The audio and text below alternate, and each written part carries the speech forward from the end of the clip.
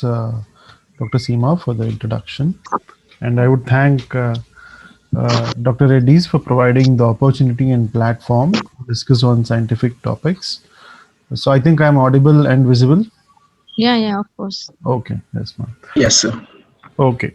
So in coming 20 minutes, we will discuss what is the importance of anemia in cancer, and is there any role of erythropoietin stimulating agents in managing anemia in cancer. So what we will see in next 10-20 minutes is what is the impact of anemia on cancer, what are the causes of anemia in cancer, blood transfusion versus erythropoietin stimulating agents, what are the guidelines for erythropoietin stimulating agent use, what are the guidelines for iron supplementation. So so we all know anemia is the most in cancer, the most common symptom is fatigue, which we usually don't ask patients. If a cancer patient says I'm tired, we say it's a part of disease, and we accept it as if it's a part of disease. But the most common reason for fatigue is the correctable reason is anemia, and this limits activities of daily living and it hampers quality of life. So fatigue is the most common manifestation and the most common correctable cause, and the easiest way of correcting this fatigue and improving quality of life is by addressing this issue of anemia. So this is what is the graph looks like patients who have higher hemoglobin live longer than those patients who have a low hemoglobin in cancer. And of course, it has a detrimental effect on quality of life. So those who have a higher hemoglobin live longer, those who have a lesser hemoglobin die sooner. So this may be the other way also. Dying patients have more of anemia, or the patients who are doing well will have preserved hemoglobin. So just to say that low hemoglobin means they may not do well, or patients who are sick will not have low hemoglobin. So both the types of argument is possible when you look into this graph. So basically, cancer is immunosuppressive inflammatory environment. So if you look into there is a large prospective observational study. They studied 888 cancer patients who were treatment naive. They found 63% of them were anemic, and the incidence increases with increasing age and worsening PS. Increasing stage and worsening PS. So if you have a metastatic disease and the patient is having a PS3 or a 4, there's a very high chance that the patient will have anemia. So in this particular study, they found that the hemoglobin levels correlated inversely with inflammatory markers, hepcidin levels, ferritin levels, erythropoietin levels, and reactive oxygen species. And it positively correlated with leptin, albumin, cholesterol, and antioxidant enzymes. So if you look into what are the causes of anemia in cancer, if there is blood loss, for example, we have a PR bleed in rectal cancer, or if there is hemolysis due to any cause, for example, a CLL, or hypoproliferation, if you have a MDS. So these are the different causes for anemia in cancer. So how do we grade anemia in cancer? So grade 1 is 10 gram per deciliter to the lower limit of normal for the age and gender of the individual. Grade 2 is 8 to 10, grade 3 is 6.5 to 8, and grade 4 is less than 6.5. So what are the mechanisms of anemia in cancer? So why should cancer cause anemia? It can be due to direct effect of neoplasms. For example, the malignancy itself may show bone marrow infiltration and reduce blood cell production, or it can be due to products of neoplasm, like for example amyloidosis. And so this can cause, or the cytokines may have an inhibitory effect on red cell production, or it can be due to treatment of cancer. For example, chemotherapy, radiotherapy, all these have influence on hemoglobin production or RBC production. So anemia from direct effects of neoplasms can be internal external bleed, maybe due to impaired absorption or due to bone marrow replacement. and anemia from products of neoplasms like amyloid, autoimmunity, or inflammation, and anemia from effects of cancer treatment. For example, chemotherapy has a dose-dependent marrow suppression, MDS, AML, and in autoimmune hemolytic anemia, and radiation therapy also has. So the question is, why should we treat anemia at all?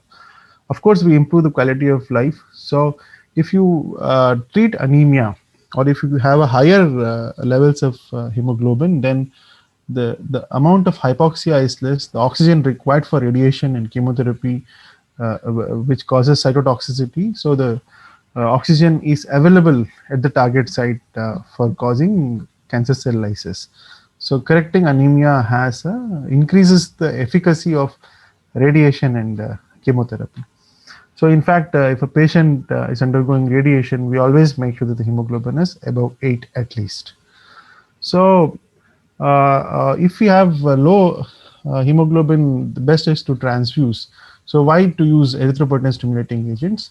So the advantages of blood transfusion and the disadvantages of that. So of course, if I transfuse blood, there is rapid correction, but there is always a risk of infection, the transfusion reactions, volume overload, iron overload. These are the issues with the transfusion. With erythropoietin stimulating agents, there is always a worry of thrombosis or thromboembolism, and there was some issue raised that if I give erythropoietin stimulating agents, it causes accelerated cancer cell proliferation. And then they found that if at all, if they target a hemoglobin more than 12, only in that subset where the survival had reduced. And cost benefit ratio. So are the ESAs expensive than blood transfusion? So this is one sort of argument they have.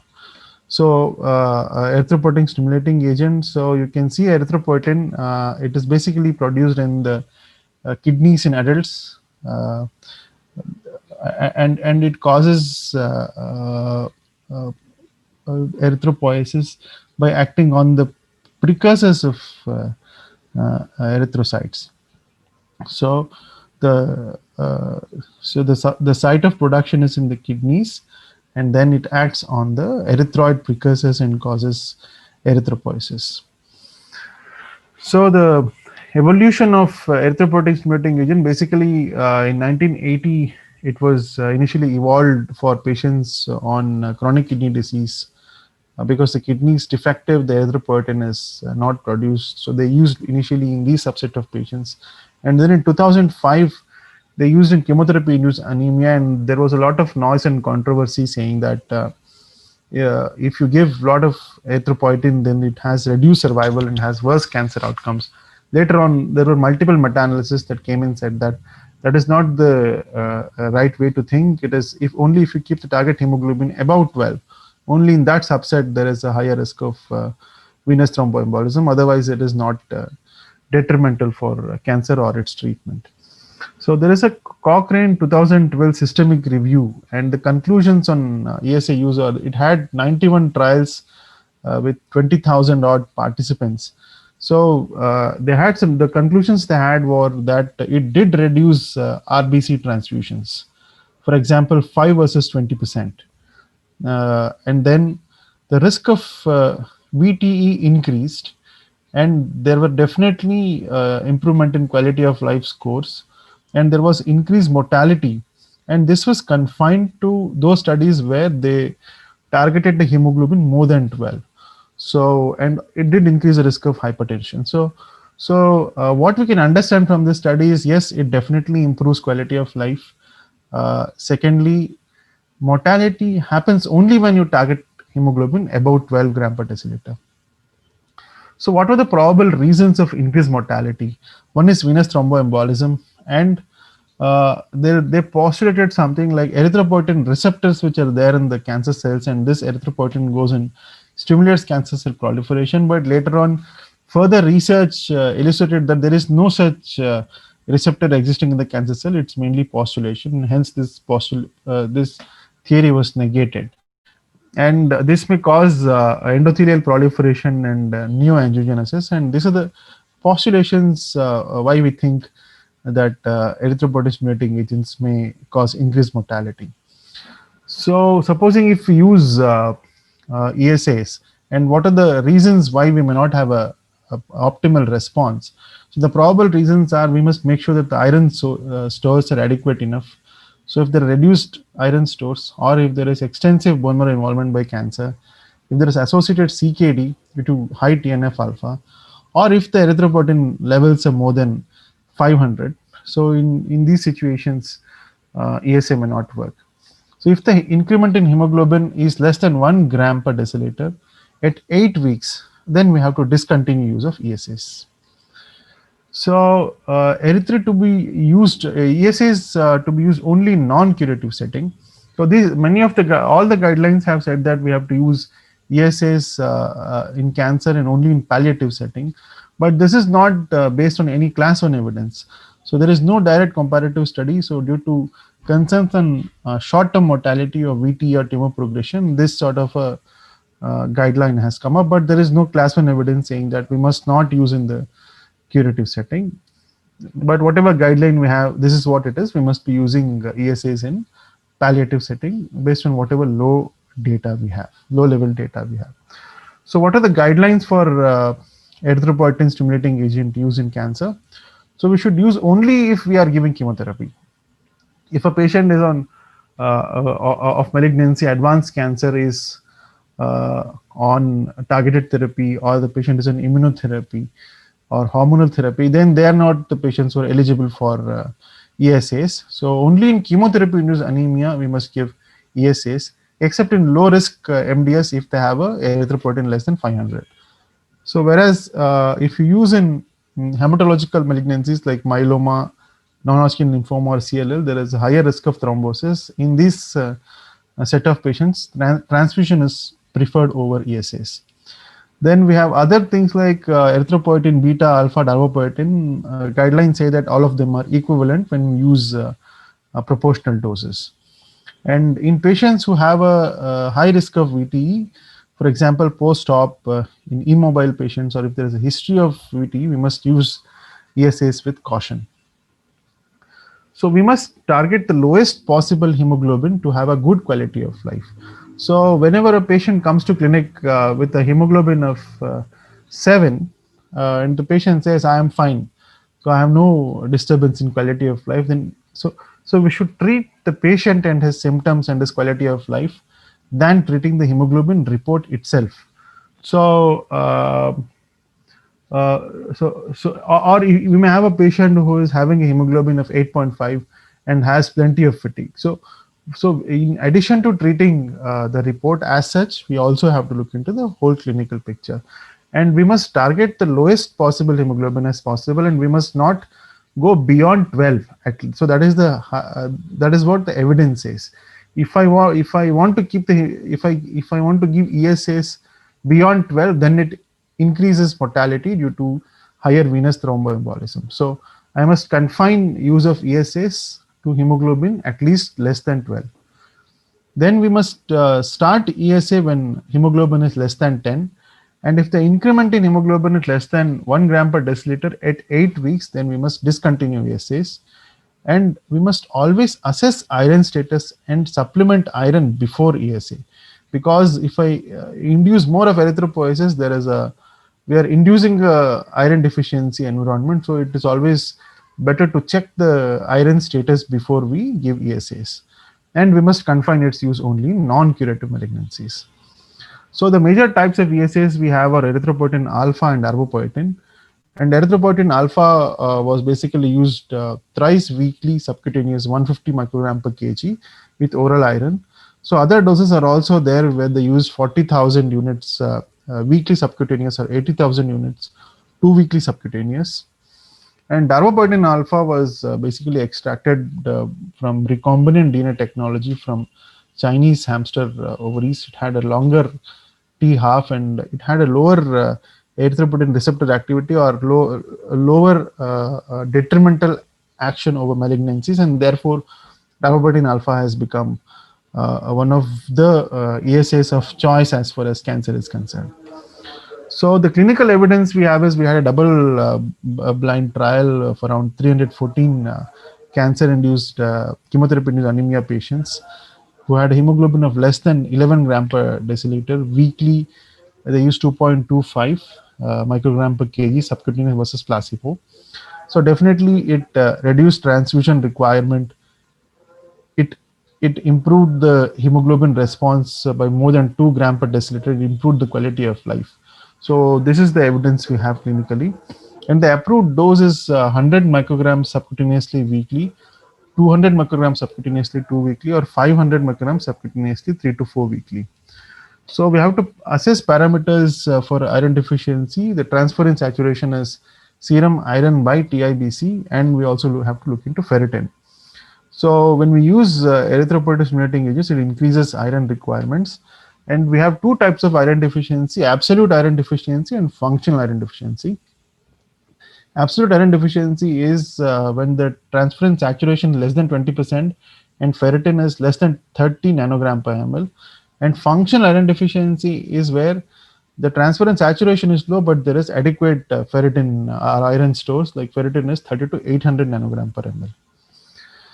So what to do? Should we give oral iron or parenteral iron? There are multiple trials with contradicting results, and we had 3 meta-analysis. And the conclusion of these meta-analysis was that if you give parenteral iron when given with ESA improves hemoglobin or reduce transfusion requirement compared with oral iron or no iron. So the meta-analysis finally said that if I am using with the ESA, I must be giving parenteral iron. This was the conclusion of meta-analysis. So finally, the guidelines have come up for iron supplementation. If I have absolute iron deficiency, then we can give either oral iron or IV iron, because absolute iron deficiency condition where the GI absorption is intact. So in this set of patients, oral iron is enough. Or if the patient is so sick or has a GI problem where the absorption is an issue, or there is poor tolerance to oral iron, then on those occasions we can give IV iron. If there is absolute iron deficiency and we are using erythropoietin stimulating agents, and if they are oral intolerant or unresponsive, only then we must consider IV iron. Otherwise, oral iron is reasonable in absolute iron deficiency. If there is functional iron deficiency, then the GI absorption mechanism is not intact. On that occasion, oral iron may not be sufficient. So on that occasion, we must use parenteral iron or IV iron. So to summarize, correcting anemia improves quality of life. Hematological malignancies, we prefer transfusion except in low risk MDS where the erythropoietin levels are less than 500. Blood transfusion is required when we have a low hemoglobin, mind you, of less than 7, and we want a rapid correction of symptoms. And erythropoietin stimulating agents are a concern of progression only if we target a hemoglobin more than 12. And it should not be used in curative malignancies, and the evidence to support is low. And we should use only when we are using chemotherapy in cancer patients. And we should use when hemoglobin is less than 10, and we should target a hemoglobin less than 12. And we should use iron supplementation, especially IV iron, if there is functional iron deficiency. So this is about the guidelines on darbepoetin use or ESA use, and then coming on to the real world experience, Indian experience on darbepoetin alpha. So this was the largest study which we had on the use of CRESP, which is a molecule of darbepoetin alpha. So this was basically a retrospective audit, and the purpose of study was to document the use of darbepoetin biosimilar in a real world clinical practice setting, that is CRESP. And the study population was patients with advanced cancer receiving myelosuppressive chemotherapy and whose hemoglobin was less than 11. So they had kept 11 as the upper limit. And you can see head neck cancer constituted the majority of nearly 40%, followed by lung cancer and breast cancer. And the total number of patients were 274. So all the patients received potentially myelosuppressive combination chemotherapy, whether 2 drug or 3 drugs. So combination chemotherapy is where they used, and they used for 6 to 8 cycles. So total of 39% patients received platinum-based chemotherapy, and gemcitabine, PEM, 5-FU, docetaxel, Pacli, CAPE, and erythromycin, all these chemo were used.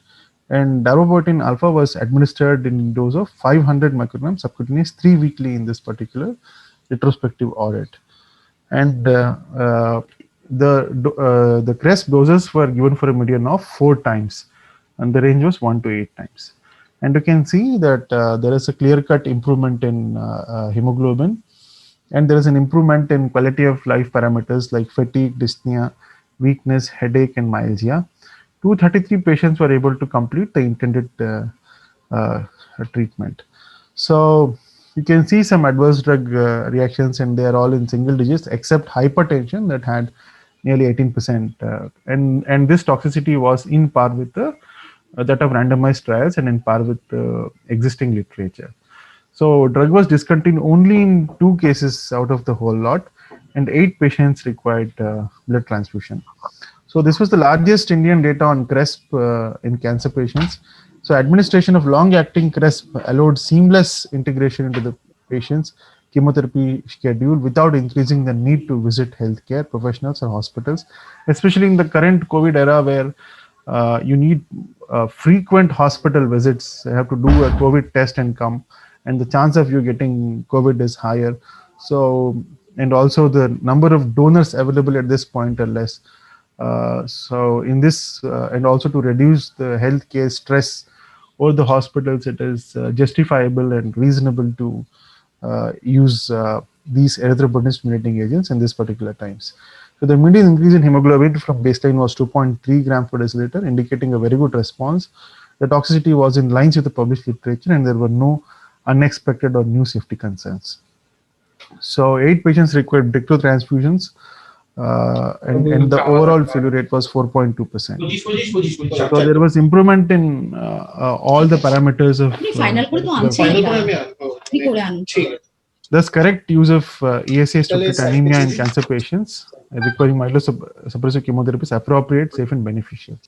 So with this, I would like to conclude by saying that yes, ravopertin alpha is the way to go. Even if you do a cost-benefit analysis also, I think this is a reasonable molecule where it reduces transfusion requirements, reduces hospital visits, especially in the COVID era. So thank you, and back to the organizers.